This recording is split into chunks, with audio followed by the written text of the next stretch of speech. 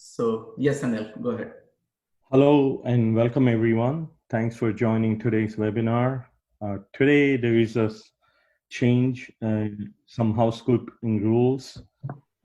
First, we're going to have Glenn is going to present, then Wellbrain, then Rupak from OmniSync, and then Debbie at the fourth. Okay? So please post all your questions in Q&A. Thank you. Here we go, Anshuman. Thank you so much, Anil. Thank you all the attendees and this great panel and all the startup owners and CEOs and founders. Welcome to our third, startup pitching event. I'll quickly take you through a slideshow. Let me first share my screen.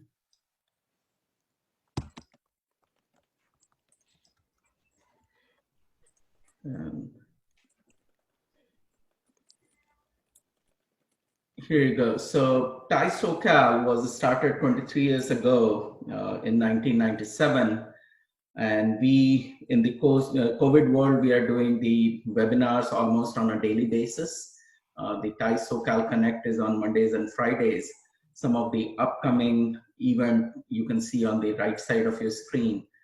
There is an event tomorrow evening, 6:30 to 7:30. So I would request all the attendees to sign up for that event also and see you tomorrow between 6:30 to 7:30 p.m. Regarding the use of AI and imaging in the COVID-19 and post-COVID world.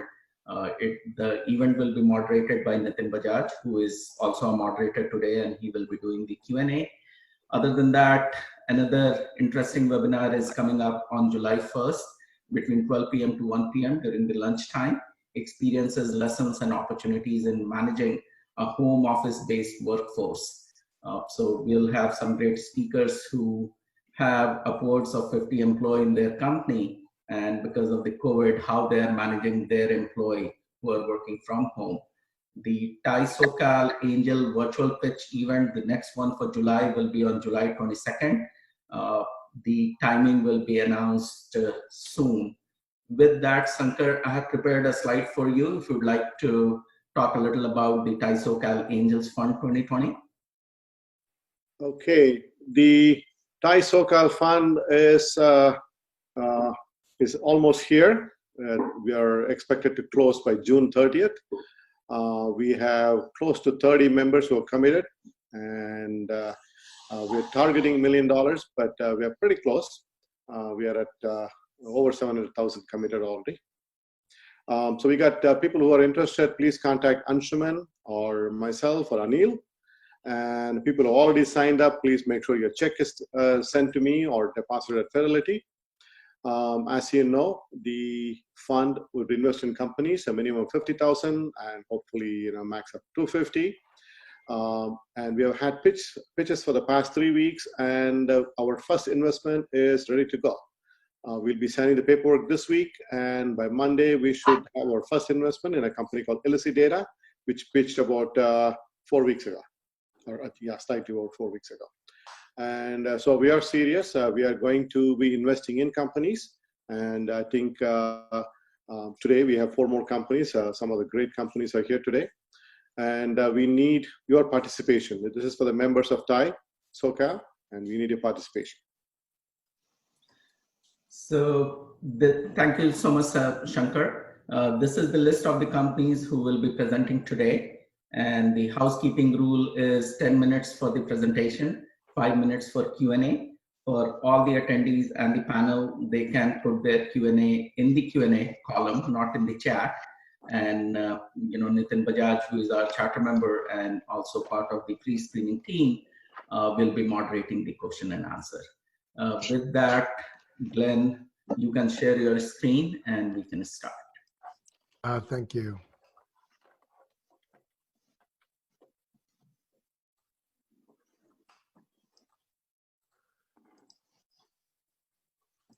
Hello, everyone. I am Glenn Day, CEO and founder of EnvisionX.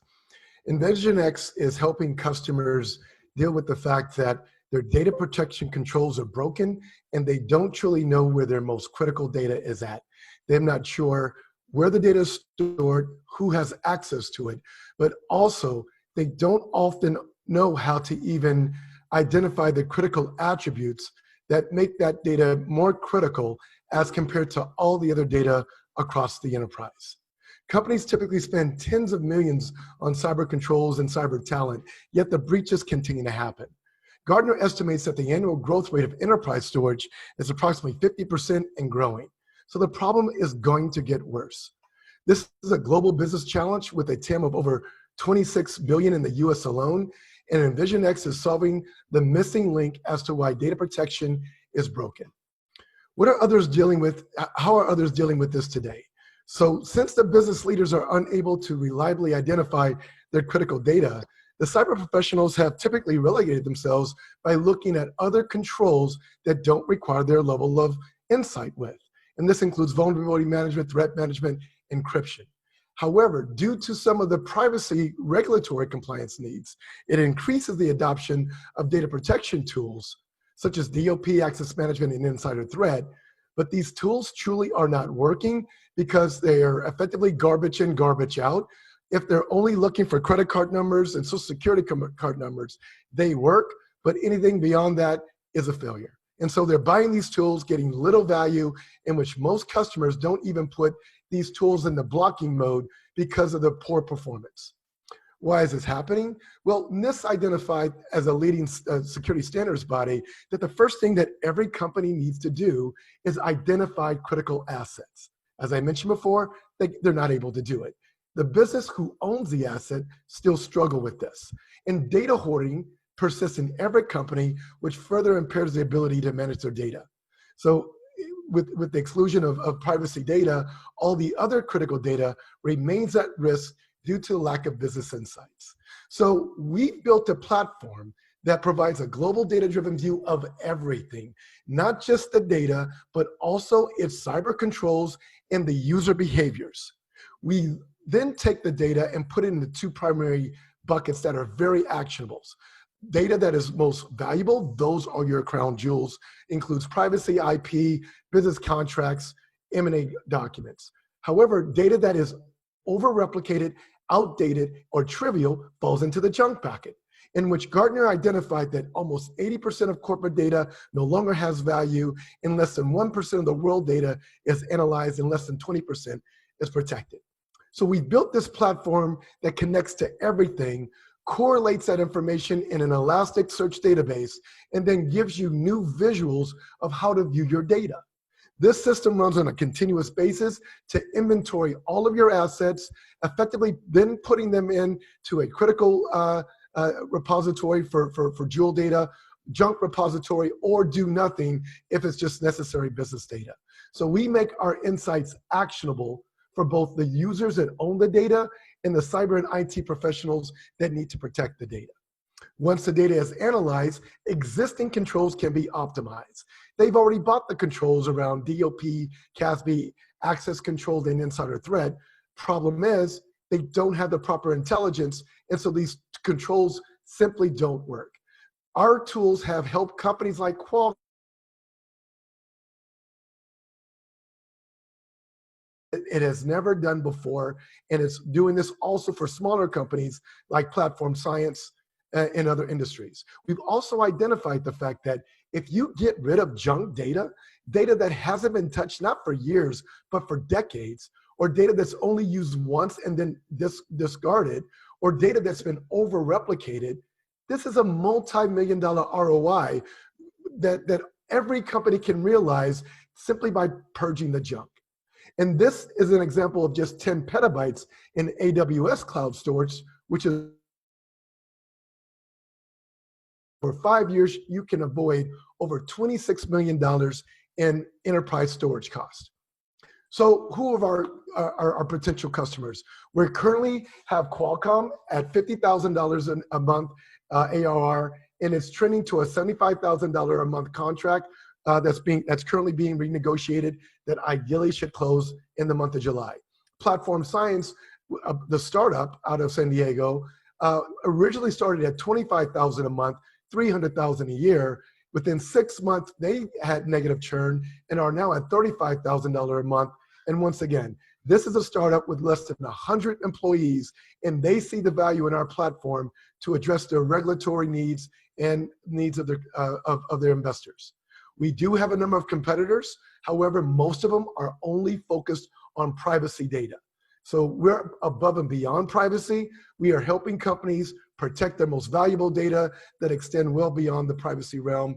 And one of our biggest competitors, Big ID, is a new startup, and they recently raised about 100 million, and Varonis is now publicly traded with a $2.8 billion market cap.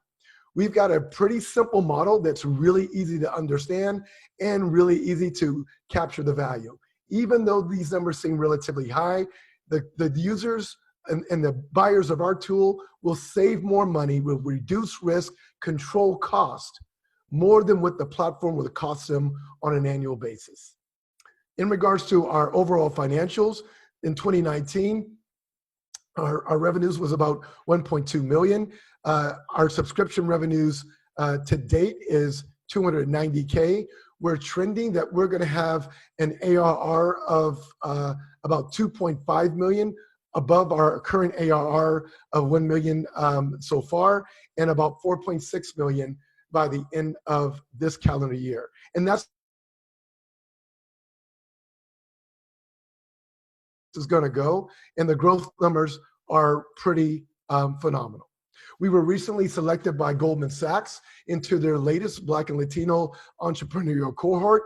Over 400 companies applied, only 14 selected, and we were the only one of the 14 that's focused on cyber. So in summary, we've got a lot of great market traction. We've got a great opportunity for business growth, and we're looking for other strategic investors to supplement the 1.85 million that we've gotten today to help close out our seed rounds of 3 million to help further fund and grow the company. Let me stop there to see if there's any questions.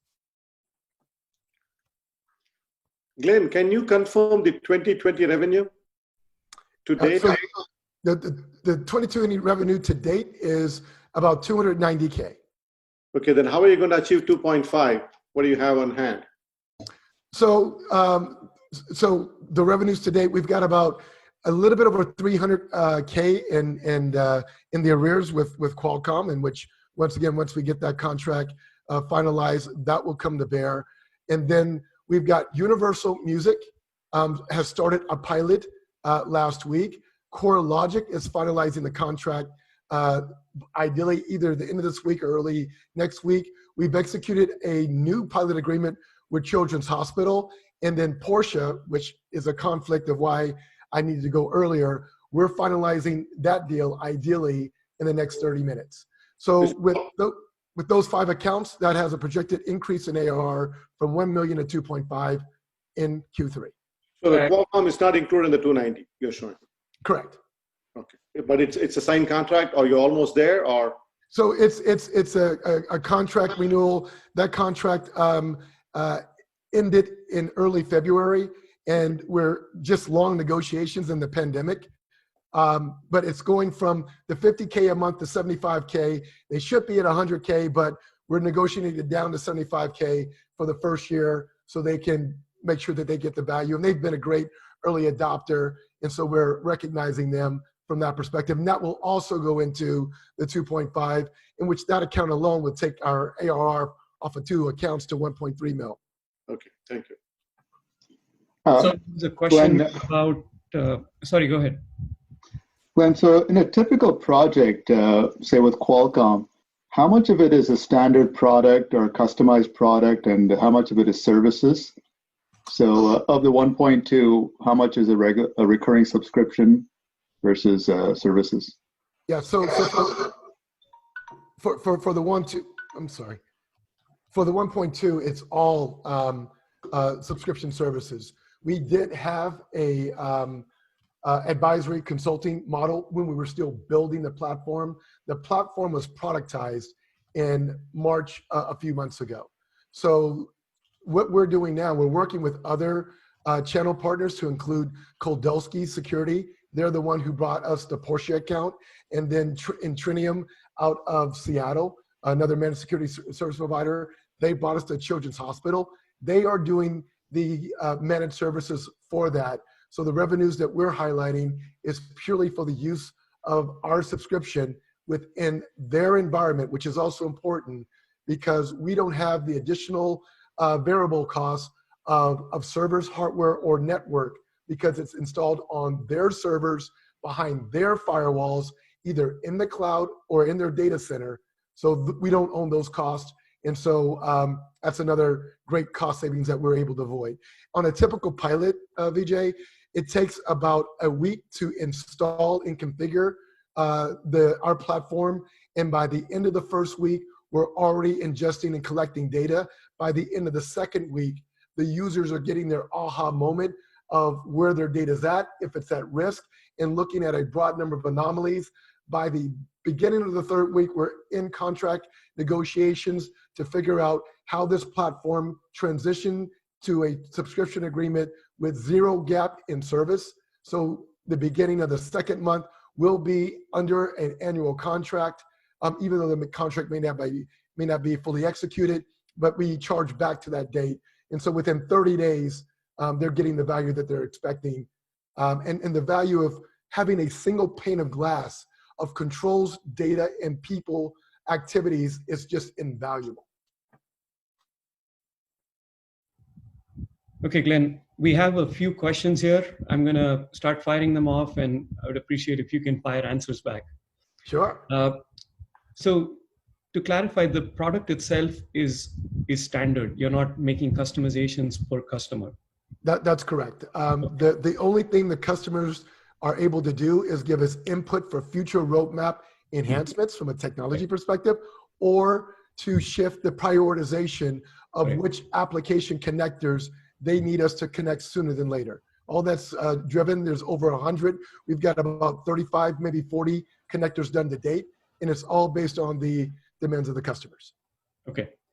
How does your pricing compare to your competition?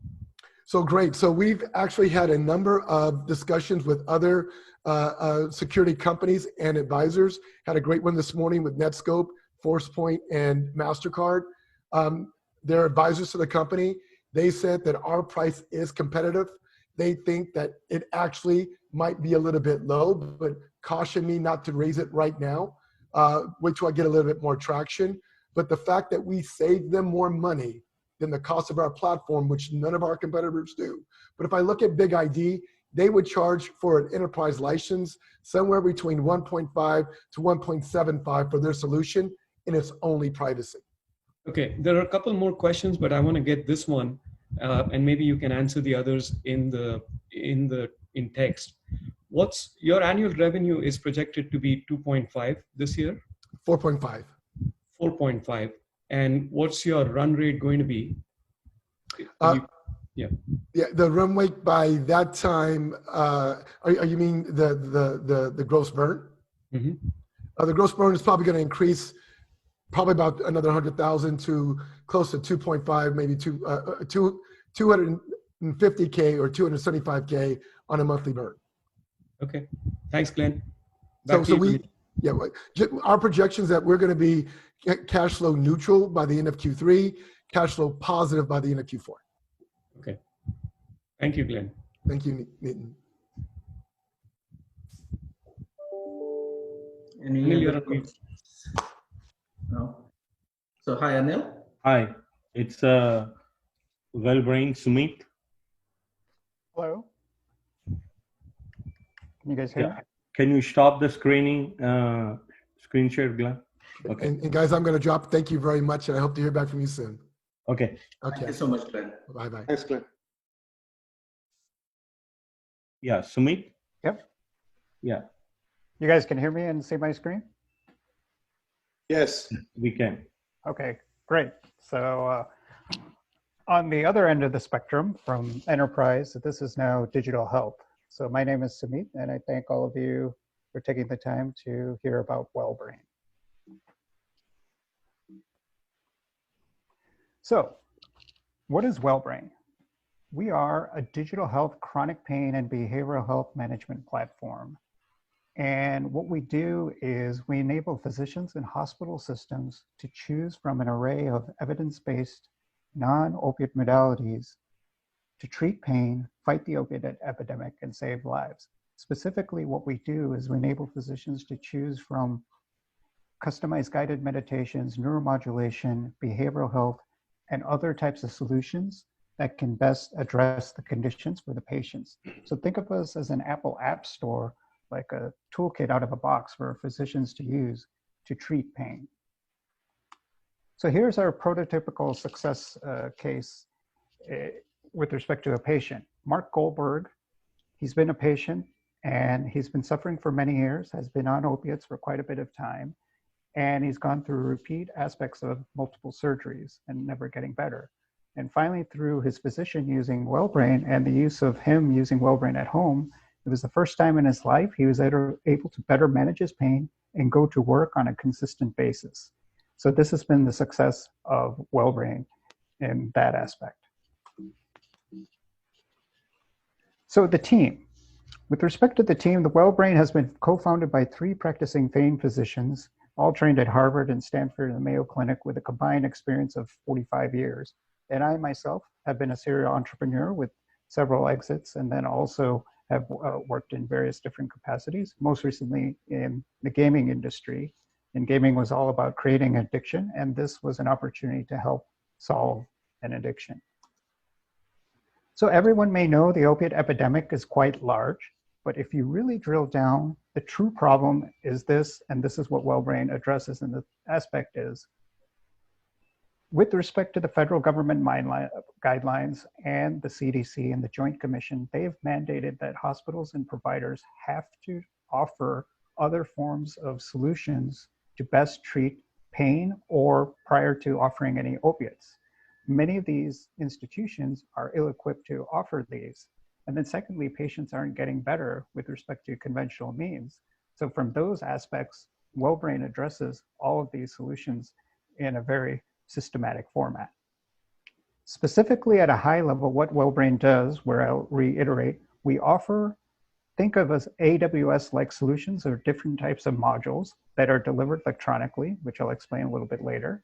But they fall in these 3 buckets that physicians generally work in: risk stratification, we offer behavioral health, and this concept called neuroplasticity and biofeedback. So we all do this in one convenient platform where we've also optimized provider, payer, and patient economics as well. So the use case of WellBrain specifically is, imagine in the hospital or outpatient setting, physician, or even in this COVID environment, we can enable this, we have enabled this to be entirely done by home, but patient comes in, does a bunch of diagnostics that assess anxiety, depression, what have you not. Those components are reimbursed through the iPad. The patient then goes through a short exercise on opting in with respect to WellBrain, such as guided meditation, and then the patient uses it at home, and then it's entirely physician trackable. So we're B2B to C. Now, overall, the impact with respect to WellBrain, we've been 4 years old, and we've been generating revenue for the past 2 years, but we've done some significant results with respect to our findings. And what we found was consistency. So what we did was we studied 2 cohorts of 3,000 patients each, almost the same set. And what we found was that after 5 weeks, just as little as using positive reinforcement or mindfulness for 10 minutes a day for 3 times a week, we saw an actual reduction in pain scores by 31%. And if we extrapolate it out to the pain population, that's an overall impact to the overall environment. Opiate prescriptions, which is significant, which has attracted huge interest from the insurance companies, dropped 14% in 5 weeks, which is a significant impact. And then thirdly, we've reduced emergency room visits, which is also has a significant downstream impact. Also, I apologize. Also, with respect to WellBrain, on the other end of the spectrum, the feedback from physicians has been more than phenomenal. Not only do we help them treat their patients better, but we're able to deliver increased revenues and also help them better track their patients better and significantly with better outcomes. Now, with respect to the opportunity, if you look at the size and scope of the market from a macro perspective or from the federal government, the overall pain market is $500 billion. But if you really address it down to where we are, it's about a $12 to $18 billion. And specifically, the use case of WellBrain is any physician in the United States that prescribes opiates and at least has some type of longitudinal relationship with patients. As identified, and I'll get into the financials in a little bit, our revenues have been about 17,000 in monthly recurring revenue. And a key significant in this COVID environment, our unit acquisition costs has actually halved, meaning the number of touch points to scale up to get a practice or system on board has dropped from 20 touch points down to 10. And our core revenue model is like a monthly subscription SaaS model, and it's $600 a month, or with some patients, there's a flat fee of $125 and then a $20 per patient per month. And from a scalability perspective, we break even in 2 to 4 months. Another aspect with respect to WellBrain is, as I mentioned before, we've expanded into an array of additional type of services. So what has happened as we're now live with about 125 to 150 providers across the United States, our iPad app and our solution has become a moat because of our access directly to the physicians. So we have partnerships with Nevro, and we're about to close partnerships with Abbott and Boston Scientific. And what we've done with respect to another toolkit is we enable physicians to offer neuromodulation as another form of evidence-based non-opiate modality treatment. And through the use of WellBrain, what we do is accelerate the pre-authorization approval with insurance companies. So on a practice-by-practice basis, with respect to some of the practices that are using WellBrain, we're able to double or triple the volume. And these are $25,000 procedures. So right now, Nevro pays us platform access fees, and these are expanding relationships. And then from a scalability viewpoint, we don't have to have a sales force, because right now in the sales deck of many of these companies, we have a one-page slide that is dedicated to us out of a 10-page sales deck. And actively, and soon, starting in June and July, 200 of the 400 reps of Nevro will be pushing WellBrain because of the benefits of that direct sales increase.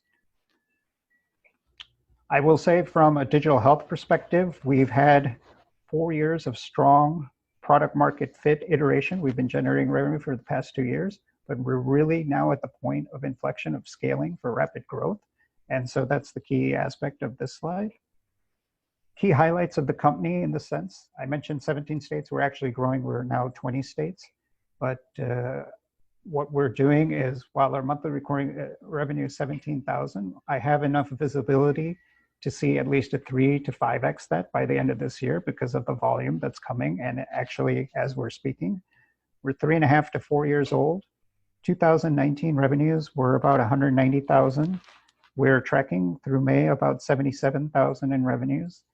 And we had last month our record use of platform in terms of volume of patients and volume of diagnostics that the physicians have been using it at a record level. We've raised $2 million in the past, and we're actively looking for capital in that aspect. And our net burn is, I would say, about 8K. So roughly our monthly burn is about 23K a month. This is just a scale up aspect with respect to the revenue projections on a visibility viewpoint. What will happen in 2021 is, due to the COVID environment, we have a little bit of slowdown, but we're about to finalize the relationships with Boston Scientific and Abbott and what have you not. So effectively, the sales force for all these companies will become our sales force, largely because of that previous slide in that aspect. Again, with respect to COVID, what we've done is our use case is usable by general practitioners all the way to pain, to neurologists and nephrologists. And what we've done is we've enabled physicians to administer WellBrain, even if they're home or their staff is at home, and also consequently the patient is at home. And these are all reimbursable related events, and we're driving ancillary revenue to the tune of $5,000 to $6,000 patients per month. We're also doing that with some of our soon to sign on hospital customers as well. On the competitive front, we do have one direct competitor called NeuroFlow. They raised about 8 million last year, so it's a validation of what we're doing. But almost in every instance, everyone that has been a competitor, potential competitor, they're actually more complementary to WellBrain in a partnership arrangement. The long-term vision of WellBrain is what we're doing is we have robust data sets of about 40 to 50,000 patients that have been longitudinally tracked. And also we have data sets on physician behavior. So what we want to do is ultimately become a recommendation engine such that if a woman age 35 comes in and has X type of pain, we can offer the best sort of outcomes by looking at that EHR data. So right now, that's some of the things we need to build out. We have the data. We just have to start analyzing it from that aspect. So that's WellBrain in a nutshell. And I'm happy to take any questions. Thank you, Sumit. There are a couple of questions. First one is, you mentioned a few patients that you're servicing now. How many patients has your product touched so far? Patients, it's about 46,000 patients. Okay. And as of right now, you have about 5,000 patients a month? It's actually aggregate. The beauty of this is where WellBrain works is we work longitudinally, so it's incrementally. The average patient relationship with many of these physicians, maybe not oncology, but at least for pain physicians, it's like 5 to 7 years. So some of our first physician customers, most of our customers have stayed on for the last 3 to 4 years, and every customer has stayed on for that long. So it's a long-term relationship. Okay.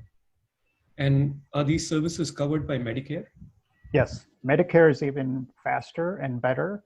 The privates, there's a little bit of hiccups, but it is pretty robust with Medicare across the country. Is there a specific business case for mental health during and after COVID? Yeah, so that's, in fact, I had a conversation with an initiative that UCSF is leading with 3 of the biggest payers in the country, and they've asked me to participate, which could end in some contractual relationship, hopefully by August, but we've seen significant uptake, and the CMS wants almost every provider to look at mental and behavioral health issues. And with respect to COVID, our use case has gone up significantly because the average patient is getting anxious and depressive, and there are reimbursable codes that the average physician can utilize, which WellBrain is using, specifically this code called 99484. To answer your question, yes, and that's also driving growth as well. So, Nitin, I had one question. This is Venkat here. So my question is, you expect this year to be 260 million or thereabouts, which is about the same monthly revenue rate, run rate as of now.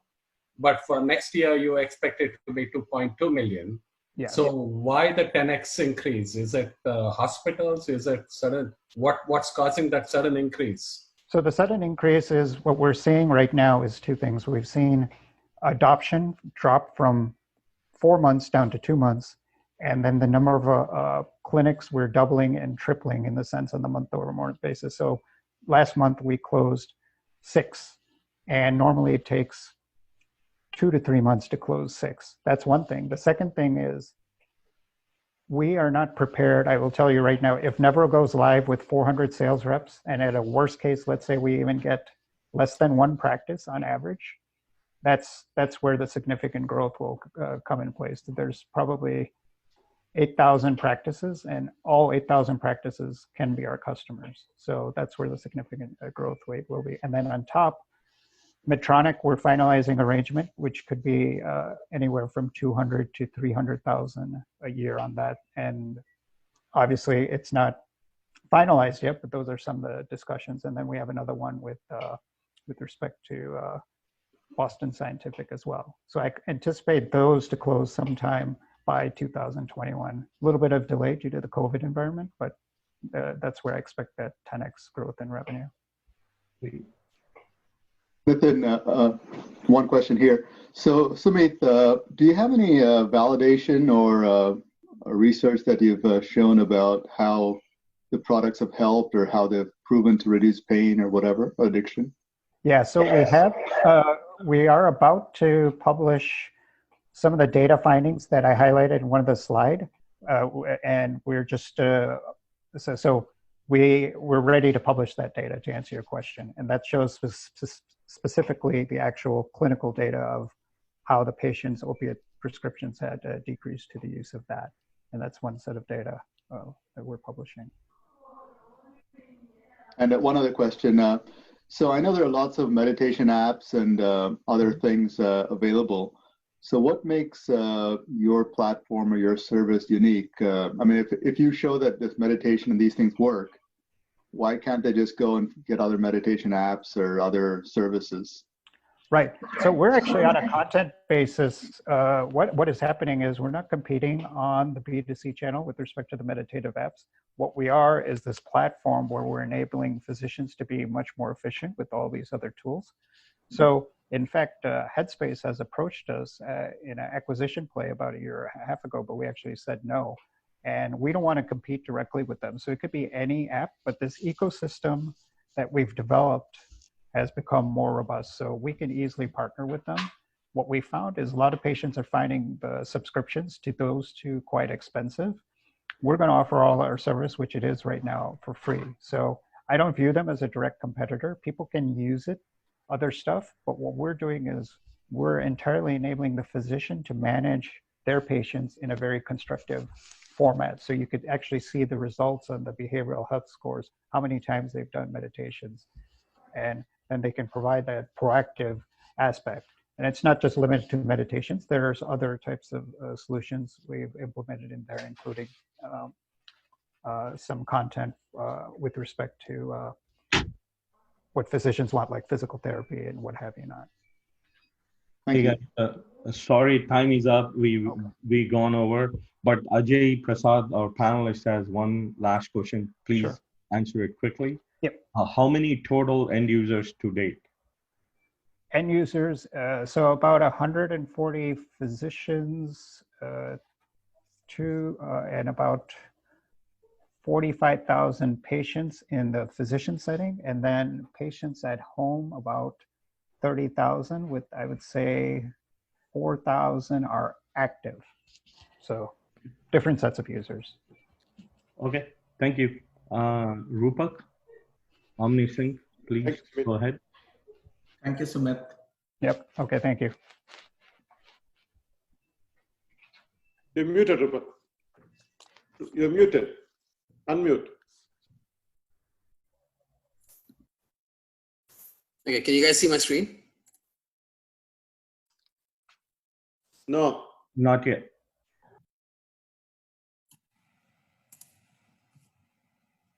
Yes. Mhm. Yes, Cool. now we can. Good afternoon, guys. We're OmniSync Incorporated, and our job is to help startups get money to fund their early stage R&D without having to give away equity in their company to anybody. So every year, the US government awards startup grants to companies across all areas of science and tech. Now, contrary to myth, educational institutions are actually not eligible to even apply for these. And again, most people think that these grants go to health-related companies, which is not true because they go across all areas of STEM. So to give you an idea of the magnitude of the dollar amount that we're talking about, here's median PitchBook data on the total amount of angel and seed investing in the US. It's about 9 billion at a success rate of 1 to 2%. And obviously more than 90% of startups at some point in their life will apply for angel or seed money. In contrast, almost half of the deal flow actually is awarded by grants, but at almost 10x better success rates than angel or seed investing. And the great thing about this sort of money is it's completely non-dilutive, like I said. And so then the question of why there is severe underparticipation of startups in this program actually led us to our problem statement, which is that these grants are extremely hard to apply. And the reasons why they are that hard is, one, the government process is extremely laborious. And just to get an idea of how, this is one agency, the health agency, and the instructions for how to do SPIRs is about a 171-page document, and it's not even completely comprehensive. This is one agency, which brings me to the next point, is that all 11 agencies that award SPIRs operate with individual rules and regulations, which is, again, a bit of a nightmare to navigate for any startup. Finally, if you do engage a consultant to help you with this process, they will cost you anywhere upwards of $5,000 per grant. And so in our efforts to come up with a solution to solve this problem, we have built out a platform called Turbo SPIR. which is America's first SPR application software. And to understand how the software works, think about how you do your taxes with the help of a CPA versus how you do your taxes on TurboTax. It's a platform that guides the user all the way from the first step of sourcing the grant to submission at the end. And thereby it removes administrative problems, it reduces cost because it's a software and it's scalable, and it improves efficiency so that you can apply for multiple grants within the same time frame. Our current business model is to charge startups at $100 a month for our platform.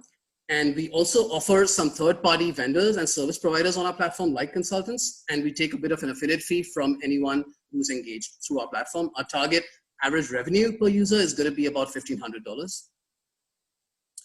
So our proof of concept prototype software has been in the market for about 5 months now. We're early stage compared to most other startups that you guys here pitch. And looks like we're about 2/3 of the way there in terms of a customer acquisition goal for the current year. And that's a log scale of showing you how we're going to acquire customers, ending up at about 10,500 or so customers at the end of year 5. Our current revenue is about $6,000 from our subscription and the vendor affiliate fee combined. I'd like to make a point here that COVID-19 has actually seen an uptick of business on our platform because there are a large number of grants that are now being awarded from the government to startups in the COVID space. And this is also a reflection of VC dollars, especially at the later stage, being somewhat negatively affected by the pandemic. So we're actually one of those businesses that has benefited from this pandemic a little. Our go-to-market strategy employs organizations that directly benefit from startups applying for SBIRs or getting non-dilutive funding. The first of it is the government and the stakeholders. They are extremely aware that there is under-participation of startups in this program. And so there's an official partnership program with the SBA that there was a competitive process to apply for. And within the state of California, OmniSync applied for the first time, and being a startup competing against SBDCs and other organizations that have done this for a while, we actually won the governor's endorsement to be the only applicant from the California state to apply for this federal program. And other partners include other groups, like I said, who benefit from their startups doing better by getting more non-dilutive funding dollars. We do realize that we have to close the sales, but this still gives you an idea of how we're going to get our deal flow coming through. There is also a long-term play here because the US SPR program has been modeled in several other countries, particularly actually where TIE Global has active chapters. So there's actually a really cool collaboration that can happen out of this. Our competition at the moment is actually pen and paper. Like what I mean is that the only ones who are helping right now with SPIRs are consultants and SBDCs who do this via emails and attachments. You can very freely go and Google an SPR application software, and I will not be surprised if all you find is the government website to do SPIRs. So we're extremely differentiated in this space. Our team comprises of my co-founder and I, who basically have had a pretty good background in academia, so we understand the grant process really well. I have a PhD from the University of Cambridge, and I also have about 3 years of experience in a biotech startup where I was joined at an early stage and now they're going public. I also have had startup experience on the side. My co-founder, Norman, is actually a bioengineer who has built software and devices in his past life and has grant success from companies like Google as well. And we're formed in a very unique way. We're backed by Launch Factory, which is a startup studio in San Diego, started by a guy called Brad Chisholm, who is the former founder and CEO of Lumidyne, the company that was acquired by Google in 2015. And this is his next thing, where he has a vision of starting companies by recruiting founders from the common pool. So we competed to lead this company from a nationwide pool of about 200 candidates, and we were selected to run this company.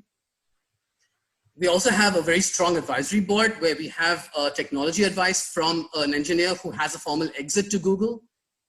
Marketing is advised by the vice president of BD at Brex, which is a unicorn SaaS company. And our financials are advised by a former VC who's managed $100 million plus of a fund.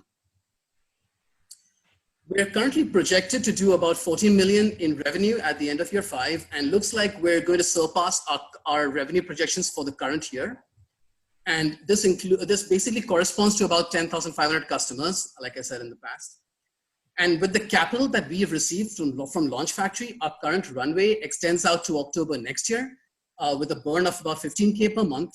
And that includes converting our prototype into a scalable V1 and organic growth from our partners who we already have contracts with.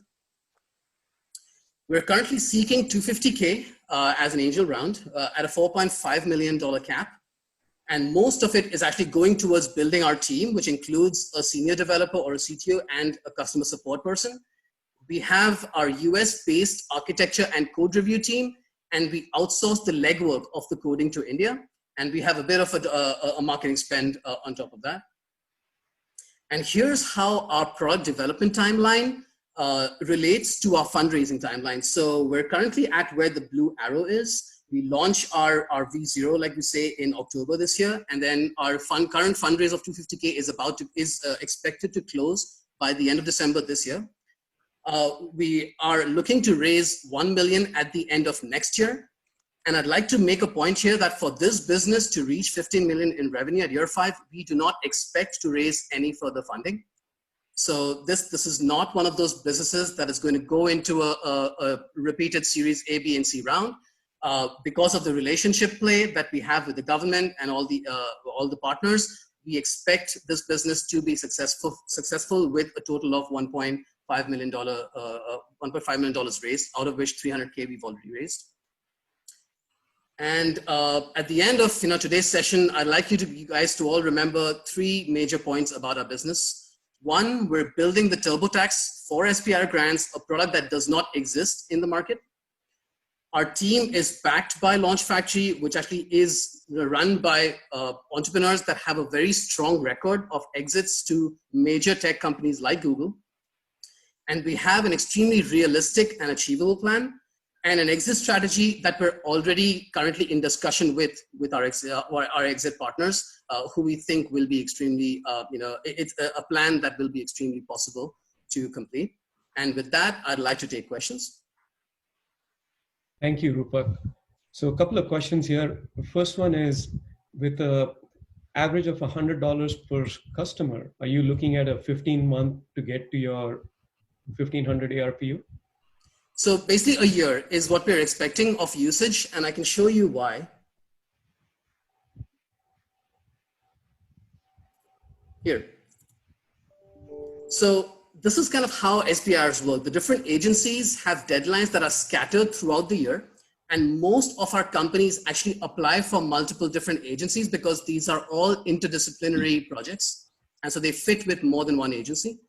And the reason why we're expecting a year or plus is actually because the program follows the company's growth in different phases, where phase 1 is for idea, phase 2 is for actually prototype and concept and a bit of commercializing, and phase 3 is where actual scalable commercialization happens. So we're expecting 1 year of SaaS usage, which is probably an underestimation, and a bit of the affiliate fee that we get when they utilize certain third-party vendors on our platform for the year.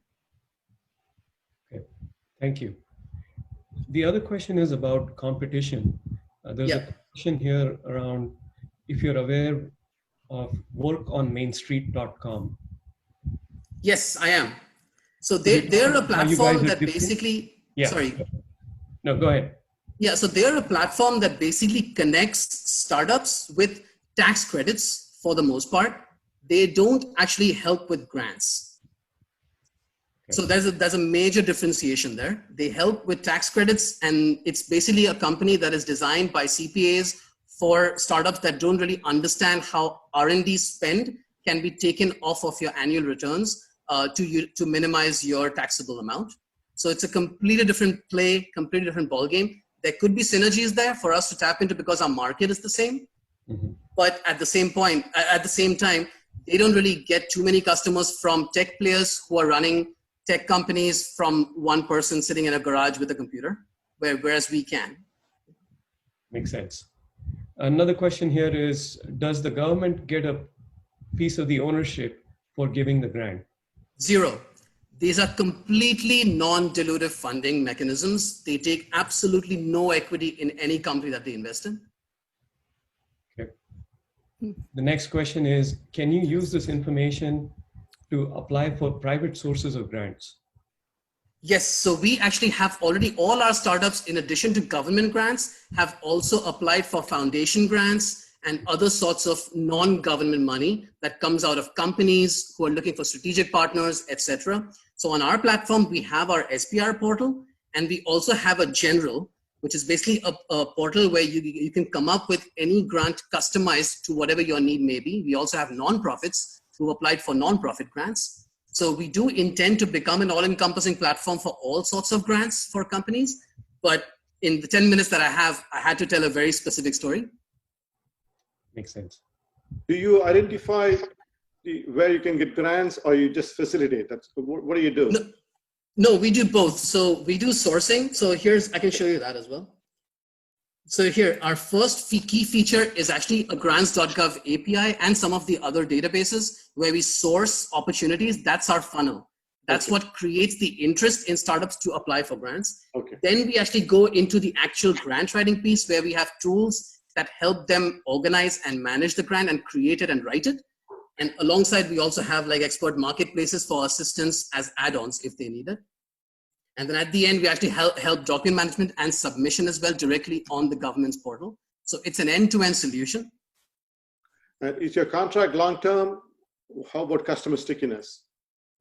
So at this point, the data we have is from the 5 months that we have been in the market. So far, we have not had a churn on the SPR side of things. And so, as I mentioned in the previous slide, where the grant deadlines are scattered throughout the year, with various different agencies, coming up and going off at different times of the year. And the grant review process also takes a few months, before which then the customers get feedback from the agencies, which then they respond to. So again, our help comes in. So that's what creates the stickiness on a long-term plan. Not to also mention that once they get the award, then the entire compliance side of things comes into play, where you have to manage the money and how it's spent. All the communication goes through your system? Yes, we have a real-time chat. So kind of like this, it's kind of like a Slack on the platform where the users are collaborating on the team as well as with the vendors if they hire them. So if I apply for a grant, get it, and then I can disconnect from the system and can deal directly with the government, right? Sorry, go ahead again. There were two people speaking at once. I apply for a grant, okay, through your system, and I get the grant. I can disconnect from your system and then deal directly with the government. No, you can deal directly with the government right now. There's nothing stopping you from doing that. Okay, I know that. But there's a reason why less than 5% of the startups do it. So Rupak, I had a quick question. The experts that you saw, so is this something that the entrepreneurs will have to pay separately, or is it part of the $100 per month? So exactly. So these are the add-ons if they need them. So there are a certain sector of startups who are run by people who have never written even a paragraph in their lives before. And so for them, we offer this additional help if they need help to actually write the proposal with the ideas that they have. And we have different levels of those that then becomes affordable to different kinds of startups depending on the stage that they're at. It goes from anywhere from an inexperienced person, paying that you have to pay only a few $100, to an experienced SPR writer who you pay thousands if you really want that sort of a help. Get a piece of action from there also? Exactly, that's the vendor affiliate fee that I was talking about. So we get a bit of a cut from there. That's our two sources of revenue. It's a two-sided marketplace. Oh, I just wanted to find out. Okay, thank you. So one final question and a quick comment. There seems to be an opportunity to partner with WellBrain. So you might want to reach out to Sumit. Do you have a sense for what kind of companies typically tend to come on your platform, industry specifics? So we've had lots of digital health companies, that's for sure. In fact, we have a company that's very similar to WellBrain. We have had certain therapeutics companies because again, health is something that they're actually more familiar with grants anyways. But at the same time, we also have tech companies that have nothing to do with health. For example, we have one company that's in the stock market. So it's extremely wide in terms of diversity of startups. And that's because of the first slide that I showed you. Everything from health security to transportation and agriculture and environment. Even education, we have 2 companies in the education space, EdTech. So it spans all areas of science and tech. And in fact, defense is one of those that is extremely agnostic as well now. One question, have you thought about not charging anything for your product and charging when they either file it or actually get the grant? Yes, so the success fee model does exist in the consultant space. And there you're allowed to take something like 7% of the awarded grant. And that is one model that we are absolutely going to be exploring to be able to increase our ARPU. But the only concern that I have with that model is something that we've actually done some market research on. And most consultants who do offer that as a business model also have a debt collection agency on retainer. Because these startups, the money is given to startups and there is nothing stopping these startups from then not paying you, even if you try going after them. And so for a scalable SaaS platform like ours, it is very hard for us to then keep track of every single customer of where they are with their particular grant and then go after them when they actually get the money. So it's not as straightforward as it sounds. We might be able to do something where they pay us a retainer upfront and then we refund it if they don't get the grant or something like that. But that's, again, those are models that we're currently in discussion with. We're also in discussion with Brex to kind of work out something like that where they get credits, with them if they sign up with us. So we are trying to make it such that it becomes free for startups because that would tremendously reduce the barrier of entry.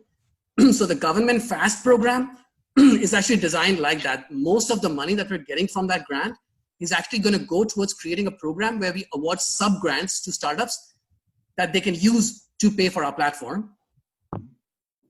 So there are these models that we are exploring for sure. I mean, SaaS companies take a while to really nail their pricing models. And so we are absolutely open to that and open to refining it and making it to the point where it really works. Okay, Rupak, there is a couple other questions. You may want to answer those online and sure. Hand it over back to Anil. Sure. Thank you so much, guys. Thanks, Rupak. Thanks, Rupak. Hi, Devi. Hi there. You screen and go ahead and start. I will. Thank you. You're welcome.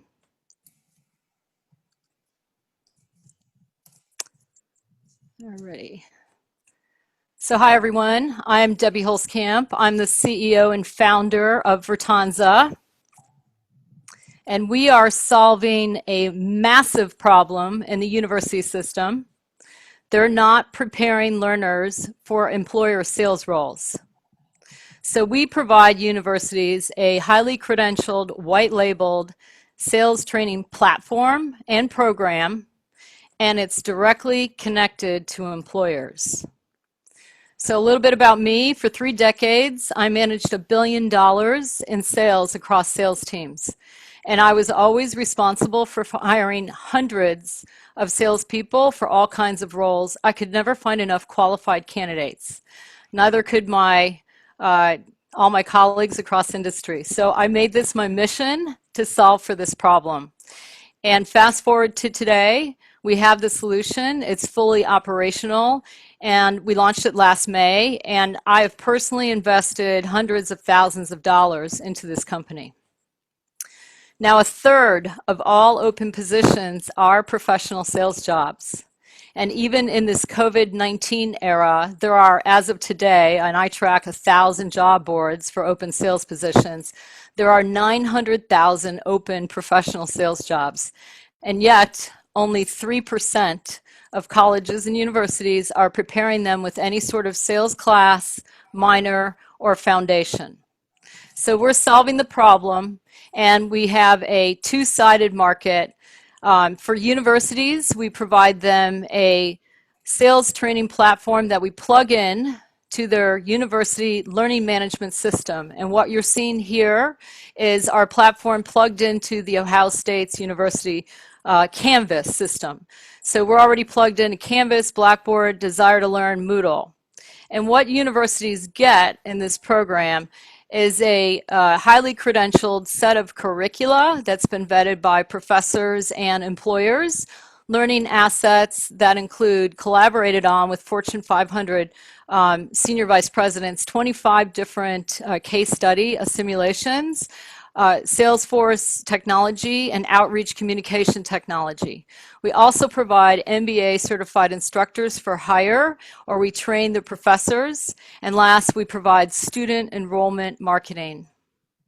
On the employer side, employers get access to Vertanza's portal to hire auto-matched graduates. These are short programs and they're ongoing, auto-matched graduates to the variety of their sales roles. Universities, we make our money three ways. Universities pay us a licensing fee, on average between $300 a student to $690 a student per class, and it depends on the program. Employers pay us a subscription fee, and it's a licensing fee per seat of $3,600 to $24,000 to access auto-matched graduates to their sales roles. And then corporates pay us a licensing fee to reskill and upskill their employees.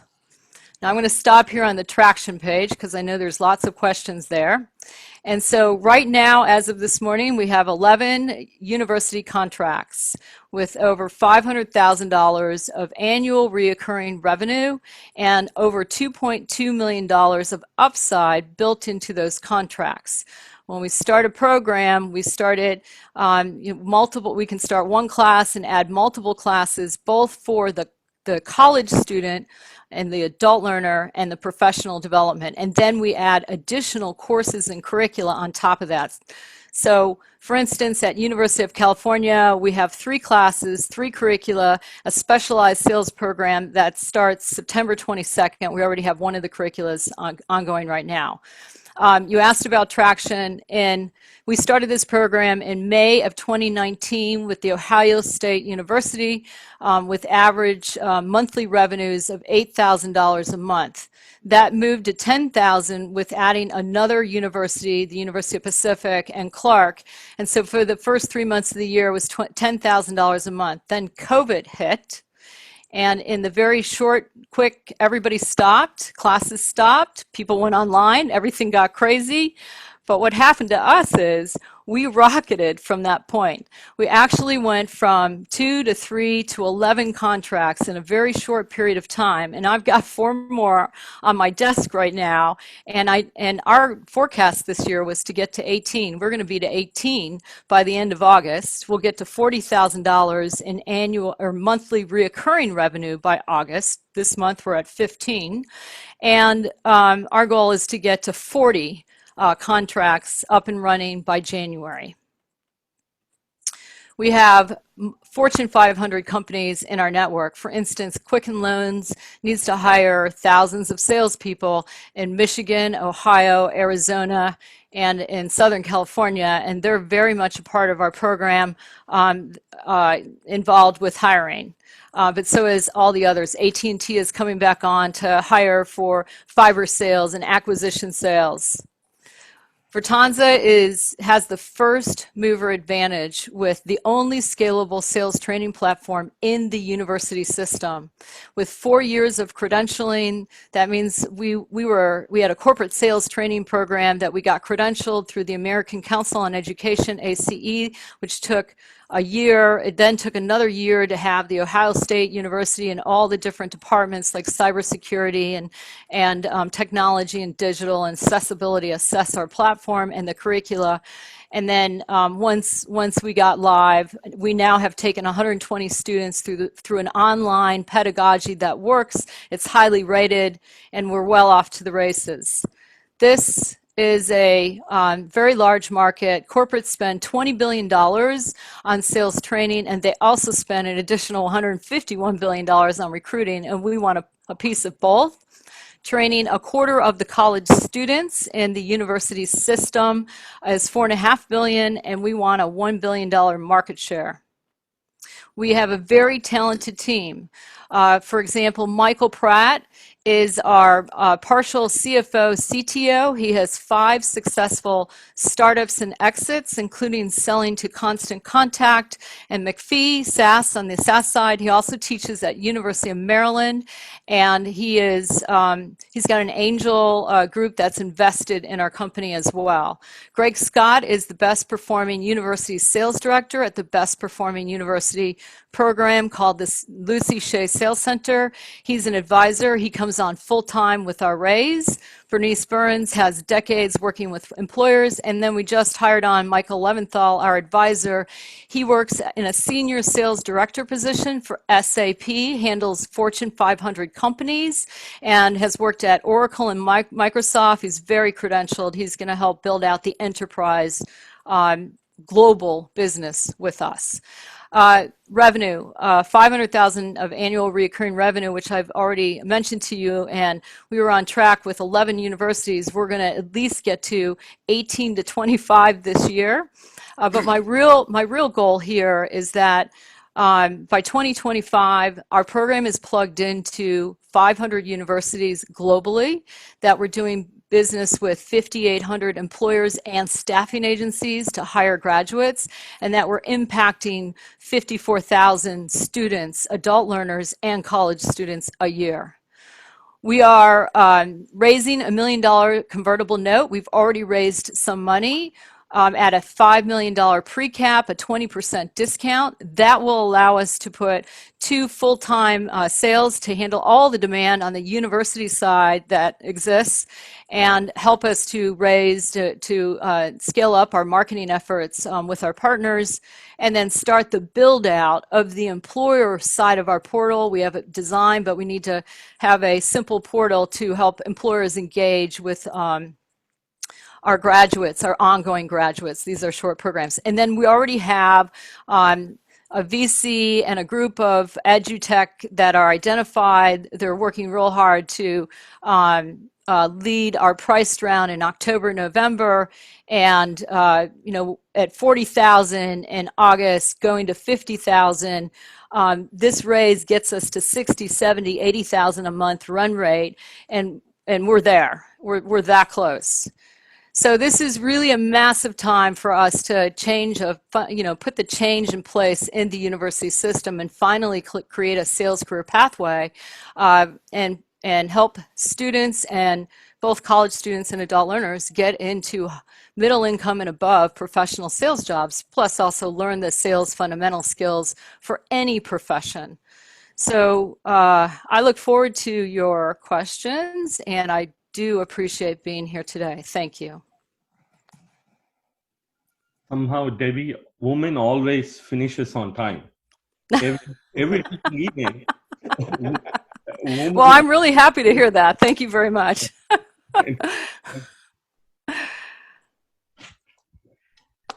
Debbie, let me any start. questions from the panel? Yeah, the confirmed contracts as of today, with the confirmed contracts, so you expect to do what, 500K? Yes, we're right on track for getting to a $45,000 a month run rate. Okay, and hopefully if these universities sign up, that will be reflected in the 2021 revenue. Yes. And that's going to be upwards of a couple of $1 million, I think, right? Yes, yes. I think, yeah, the way that, I mean, our sales cycle is 6 weeks right now. It's ridiculous. What's the burn rate as of now? And how is your cash position? My burn rate is between 20 and 25,000, and my cash flow will take me another 4 months, 5 months. But I think with all the revenue that we're bringing in, I mean, we're going to constantly manage this no matter what. So Debbie, I had a couple of questions. The first question is, what is your, January to May actual revenue as contracted? And the second part is, when you sell, you talked about 3 parts. One is the universities, the second is students, and the third is, corporates. Do you have 3 sales structures going after all these 3 categories, or is it the same person approaching all of them? It's 2, and but let me go to your first question. $30,000 for the first 3 months. We had 0 revenue in April and May due to COVID. Everything stopped, and then everything rocketed. And this month we got $15,000. So that just gives you an indication of how crazy it is. It's two sales. One is universities. They plug this in and they enroll their students, and we help them with marketing. We have a playbook and we help them and they contribute. The second is employers. We deal with senior vice presidents of sales and CEOs, and it's all about trading the high cost of recruiting for the low cost, because it's very low cost with what we are providing, to hire highly qualified candidates. And the second part of that is they can reskill and upskill anybody in their company. So we have a two-part opportunity for them. I had two questions. So on an ongoing basis, you have your technology development and you have your curriculum development. How much of that do you still have to do? Are you going to have to continue to do new curriculum or are you kind of done? Yeah, well, we will always have content development, but not a very big team, probably 3 people. Because when we develop our content, the beautiful thing is it's like software versioning. Every time we create a version, it pushes out everywhere. So we're going to constantly keep this fresh and relevant. We always want to be the lead. We want to be the thought leader. We are. So that requires that kind of group. On the technology side, it's building out a low-code, no-code employer portal, but with some updates. So again, it'll be a small team, but with some updates. And are you thinking of multiple languages as well? Absolutely. In fact, this morning I was on the for a long time with Jada Sola from Nigeria, and we're going to get there. We're going to help her universities with like Nestle and do an employer-sponsored way of paying for people because they can't get them qualified, and the government is horrible over there. They're always on strike. So anything that's related, you gotta bring that together differently. But yes, and I think that Shankar and I have talked about the global opportunities. I'm very interested in that. Thank you. Debbie, we have a few questions here online. Yes. First is around sales. Are you also doing any training specific to the tools, like Salesforce, for example? Yes. Yes. Everybody learns how to build a pipeline, learns how to manage a sales cycle in Salesforce for our sales readiness class, and then also build a territory go-to-market sales plan if you're a manager for our sales management class. Great. And how much of this training needs to be or is being customized per company? If it's really customized, and I'll tell you a story here. We have probably the top 5 global employer, and I'm under NDA, getting ready to start in August, and they're trying to make a choice. Do they want to use our course as is? Do they want to pay us a huge developmental fee to, customize it with case studies and whatnot, or do they want to go somewhere in between? I think generally we're using our course and we're doing a little bit of customization. It doesn't cost much. It's in our model. We make money, 50, 70, 80% margin. So, but if it's a really big global company, we're going to customize and we're going to get as much money as we can, and it's going to be sticky. Makes sense. Can you talk a little more about your competition? Yes, that's such a good question, and I wake up every day looking and just making sure are we still ahead. So our competition are the boot camps, and there are training companies like Sandler and Dale Carnegie. So the boot camps being the Lucy Shea, being not the Lucy Shea, being SV Academy, FlockJ, Vendition, and they're staffing agencies. So what's different is they have the employers paying to take people through a program. It's a very hard volume model. You have to constantly look for people, right? So the way we compete is we're going to where all the people are, like the 20 million population. That's our playing ground just in the United States. So we monetize through the university population. They monetize by doing a staffing. Dale Carnegie and Sandler, in my estimation, are behind in online pedagogy and getting the credentials for academia. They don't have it. They're not there. But I look every day. I think we have a flying start. And do you have plans for a direct B2C model? Not yet, but I think about it. Okay. If we need to pivot and go that way, and we've built this mammoth market, sure. Okay. Any other questions from the panelists? Does I have one. You said the universities, right? Does the fund managers also get trained? University fund managers? The fund, the Government, alumni, sales managers. oh yeah. Yes. Oh yeah. So they use that for training. Yes. Okay. Thank you. Yep.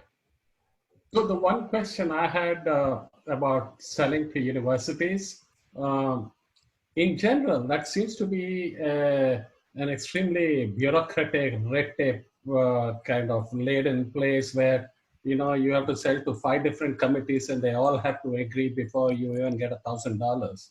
So how easy or difficult has it been to actually sell to different universities, as different from the first 1 or 2 guys that you may have had some contacts with?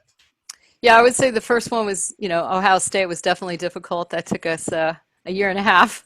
But having a beachhead like that opened up every door. So I got to talk to deans and I got to talk to continuing education. What's happening now is all of a sudden adult learners and college students are coming together in one class, and that is opening the door everywhere. So we have the curriculum. They don't have the pathway that we have it to. So they want to talk to us. We don't have the same challenge we had in the beginning. Okay. Yeah. Great. Thank you, Debbie. That's all the questions, Anil. Back to you. Great. Thanks, Great. I look forward to catching up. And Yeah. yeah, thank you very much. Thanks. Thanks. Should I leave the whole thing? Up to you. Okay. It's almost done. I think Shankaram, you have anything for the fund you would like to say for the types of? No, just a reminder, June 30th is coming fast. So I think less than 10 days to go. Yeah, less than 10 days. And another thing is we are having another event tomorrow between 6:30 to 7:30 p.m. The speaker is from India and Nitin Bajaj is going to moderate that event. So please register if you have already not done so. I'll be posting the direct join link also tomorrow. So hope to see you all tomorrow at 6:30. Okay, good. Thank you, everyone. Thank you all. Thanks for Thank you. Thank you. Thanks. Bye.